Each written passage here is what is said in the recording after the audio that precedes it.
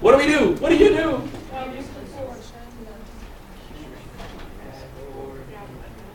Because of the glare, I figure it's easier to look at it this way. I wasn't ready. What do we do? How do you solve for x here, ladies and gentlemen? What do you have to do first? Add 4. Good. So we start by adding 4. So you have cube root of x is 4. Now, how do you undo cube root? Cube. You put it to the 3rd power. Just like we've done with square roots in the past, we would say the square root of junk squared is junk. Now the cube root of stuff cubed is junk. And what's 4 cubed? 64. And there's your answer. Okay. So again, we're getting x by itself. We're using the order of operations in reverse and solving it out. The tricky parts are going to come in not just with the radical, the nth root. It's usually when you see it written as the fraction is when students have a little bit more of an issue. So in this case, I have 2x to the 3 halves equals 250. And again, I need to solve for x. So first thing I have to do is divide by 2. Very good. I have to divide by 2 because it's got a 2 out in front of it. What's half of 250? Now, how do you undo this exponent? When you're working with fractions, think of it this way. When you had to undo multiplying by a fraction, you would multiply by what? The denominator, so you go by 2 to 3. Yeah. You're making it more difficult. You're right, you would multiply it by 2 and then you would divide it by 3. But instead of just, to get rid of the 3 halves, I would multiply it by 2/3. So what I'm doing here is I'm raising it to a different exponent. I'm eliminating this exponent by going power to power of 2/3. Remember, when you go power to power, you multiply. Power, multiply. Multi-power. Yeah, exactly. So again, 2/3 times 3 halves is 1. So x, in order to undo a fractional exponent, you just raise it to the reciprocal. Yeah.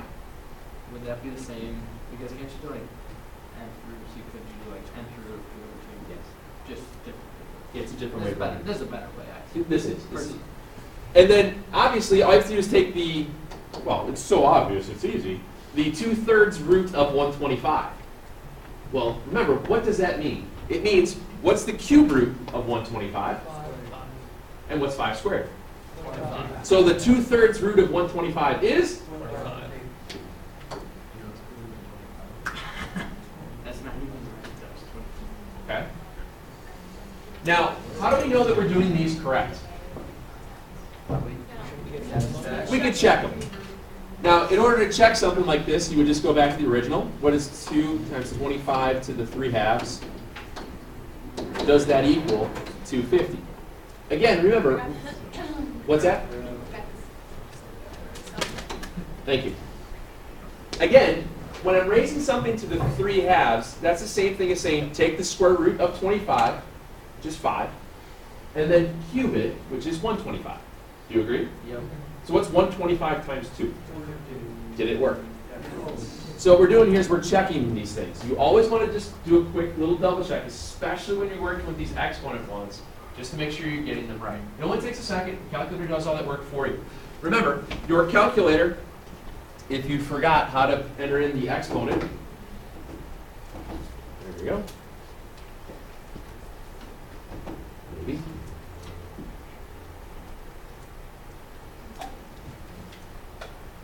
A warm day. Did your kid regret that afterwards? No. What's that? Oh yeah, we have to know something like that on the non-calculator. I haven't decided yet. But we're deciding. I don't know. I haven't decided yet. Well, By did you that, ask about no mean calculator? we're not having again, if I had to raise something to the weird exponent power, remember if I want to do, what was it, 250 to the, what was it, 2/3 we did? 2/3. You can go to the fraction, you know, the alpha y equals, or you can just type in parentheses 2 divided by 3. It does the same thing. Oh, well, it wasn't 2/3. It's supposed to be 3/2. Yes, sir. I think it was just asked, but I didn't hear. Is there going to be calculator or no? I haven't decided yet. I'm leaning to having a non-calculator part on this.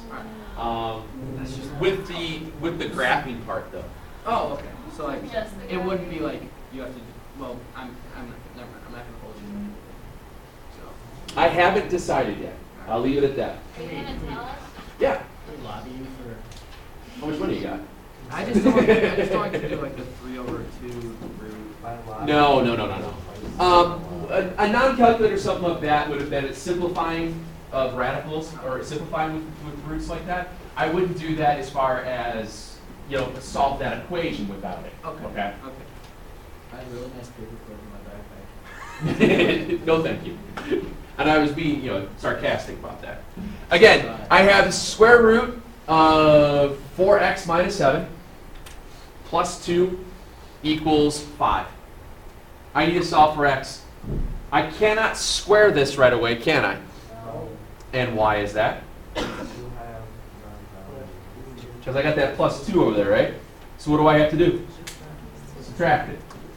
So I have square root 4x minus 7 is 3. Square it. Square root of junk squared is? And what's 3 squared? What you guys will accidentally do, since as you can see, the arithmetic of these style problems really isn't that difficult. You're going to go too fast, and you're going to say 3 squared is 6. That's just how you guys do. That's what you do sometimes. And then what do you do to finish this up? So, you get 4. Good. Add 7, you get 16. 16 divided by 4 is 4. I like This is hard, this. this is bad. No, there's a little twist here and there, but it's not that bad. It's not that bad. Again, double check it. What I've been doing with these things is kind of verbalizing, make sure that they work out. Once I go. What's 4 times 4? 6. What's 16 minus 7? 9. What's the square root of 9? What's 3 plus 2? 5. Yay! 5 equals 5. I don't know who's first. We got him. So if we do non-calculator tests, stuff like this won't be on there? I don't know. You should be able to do that without a calculator. Well, yeah. I don't think Mine's relevant to math, but irrelevant to this topic. Like I have a question about functions. Conjunction junction? Okay, so if you have f of x or f of g of x, do you write down the f part without the x, and then you make the g the x of the f one? Yeah, you make the g equation the x of the Okay. f1. Yeah. Okay. Did we figure out what exactly we're doing? Yeah, So like we know like what stuff to bring in. Yeah, we'll talk about it when we get done with this. Fine. I know. Anticipation. There you go. Again, as we start this up out, I've got the square root of 3x plus 2 minus 2 root x equals 0. Now, I cannot just square it the way it's sitting right away because it's got the square root, and then there's a minus sign, and then another square root. So what do I have to do? I got to add that 2 root x over to the other side. When I do that, I get the square root of 3x plus 2 is 2 root x. most of this is for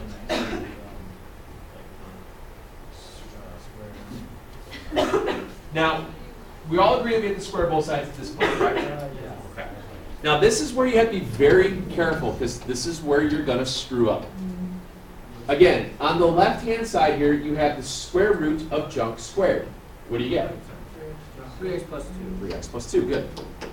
On the other side, you've got 2 root x quantity squared.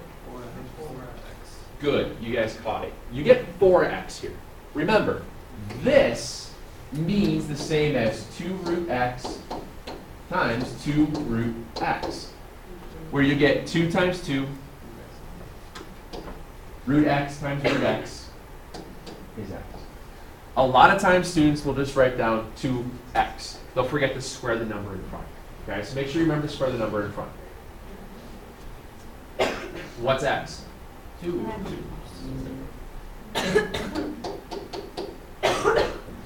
Again, take a quick second, double check, make sure it works. What's 3 times 2? 6. What's 6 plus 2? 8. What's the square root of 8? 2 root 2. Very good. So when I substitute in x back here, I get 2 root 2. What's 2 root 2 minus 2 root 2? Did it work? Very good. That's really what we're doing here today, guys. Now, don't forget, sometimes you're going to get a solution that does not work. If that's the case, what should you do? Try it. Well, it can be a no solution, but you always want to double check, make sure you didn't screw up. Because it is possible. It is possible you did everything right and wound up being a no solution style problem. Okay? You just always double check.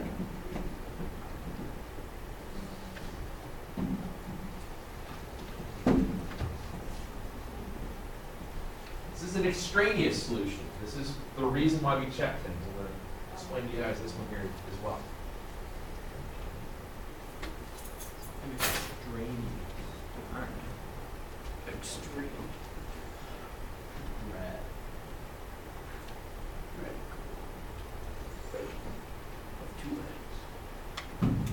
I have x minus 4 equals the square root of 2x. Obviously, in order to get rid of the radical, what do we have to do? We got to square both sides. So when I square both sides, what do I get on the left-hand side? X squared plus 16. X squared minus 8x plus 16. Oh, you have to like foil it. You got to foil that out. Ladies and gentlemen, this is junk squared. This is junk times junk. Yeah. It is not x squared plus 16. Every time you do that, a dog dies. A puppy dies. That's right. rude. That's not good. So you get x squared minus 8x plus 16 is 2x. From there, what do you do? Subtract the 2x over. So we have 8 x squared minus 10x plus 16 is 0. And now you're at a factoring problem again. What times what's 16? You add together to get negative 10. 8 2. Positives, negatives, negative 8, negative 2. Very good.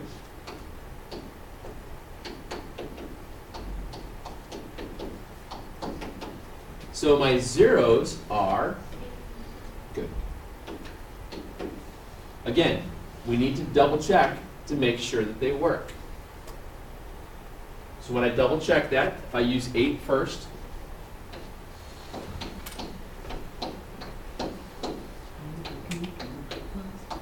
what's 8 minus 4? With 4. What's 2 times 8? What's the square root of 16?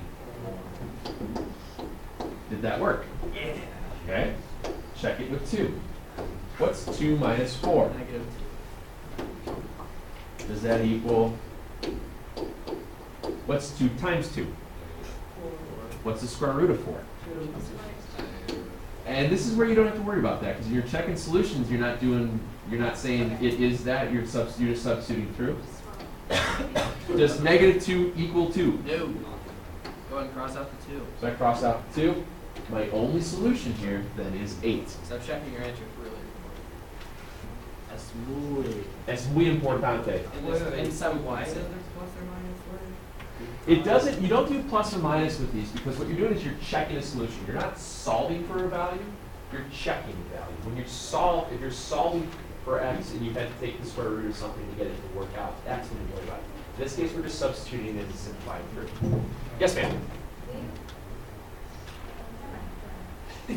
Sure.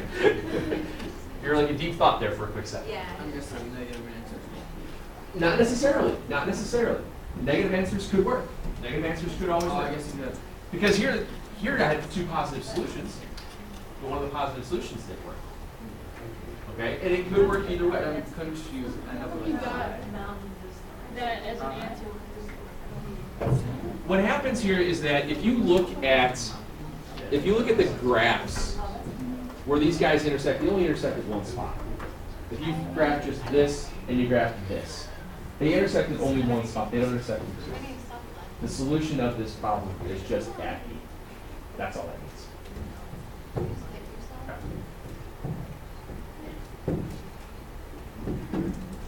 Again, what you guys are not accustomed to working with are your exponents that are in fraction form. So take a couple of seconds. I know it's kind of blown up a little weird here.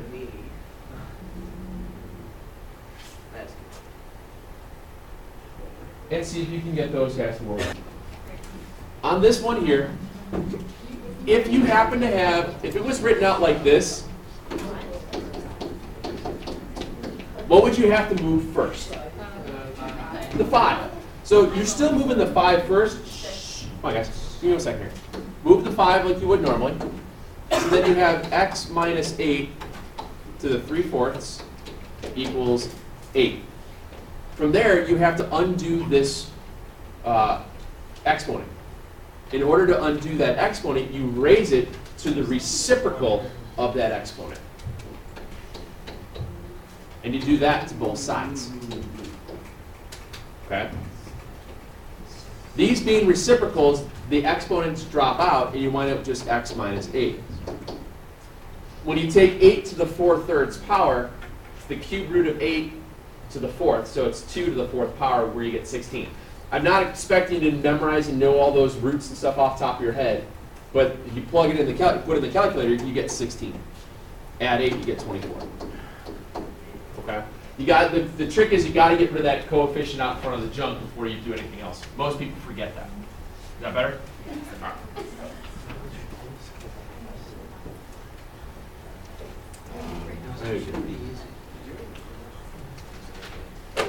Do those three. -3, -2. But you were right by saying, hey, this doesn't look right. And it caught you. We were checking it. You were checking it. So your possible solutions are 3 and 2. So you check it. What's 3 minus 2? 1. What's the square root of 1? 1. Okay, what's 3 minus 2? 1. So 3 works.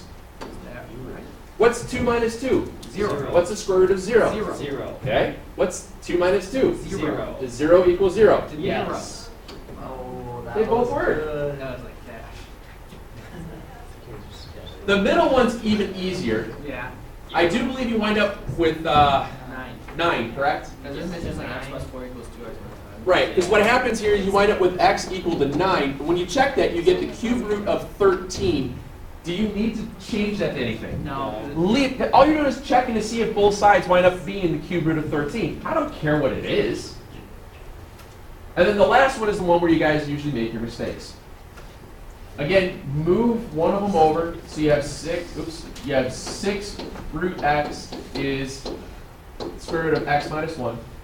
When you square both sides, what do you get on the left-hand side now? 36x. Good. You get 36x over here. And this is x minus 1. Moving stuff around, you get 35x is -1. So you have x is -1/35. Can I take square roots of negatives? So what do I have for an answer here? No solution. These are all going to be real numbers here, guys. They're talking about real solutions and stuff. Yeah, like, You could have square rooted it all in that first stage and gotten 1/35. you have to move this over here before you square both sides, because if you square it the way it's sitting, you have to do a FOIL problem. Oh. Does that make sense? Treat it as x minus 2. If I square it where it's sitting, then I'd have to FOIL all of that out. I need to put it on both sides to make it work. Okay? Does that make sense?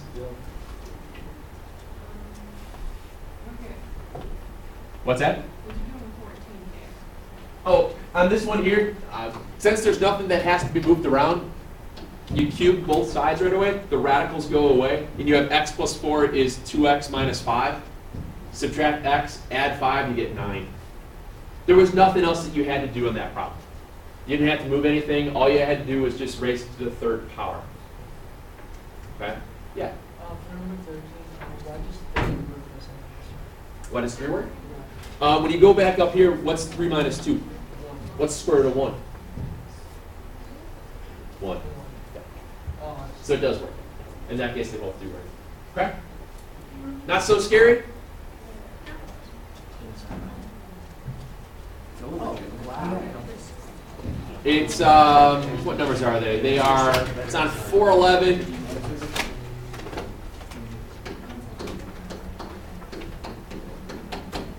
So we just work on these smaller classes. Yeah, what I'm doing here is I'm just kind of putting them both together. You'll get through a couple of them tonight if you've got time. You're basically going to have the class period tomorrow as well to work on this stuff. I was going to do a video lesson for you guys to do the graphing part, but I figured that doesn't really get us anywhere anyways. Might as well just push the test one day to Friday. It's not that big of a deal. So you'll have time to work on this tomorrow. Also, please, I cannot stress the importance of going back and re-looking at your 7172 stuff. That way you're come ready Wednesday and Thursday to ask extra questions about the other rules and stuff. Yes, sir? So does that mean that next week we'll have a test on Friday? No. What'll happen with the following week is that I think what I'll do, I don't want to take them. You won't do it. Oh yeah, what Yeah. are easy? Take home tests are No, take-home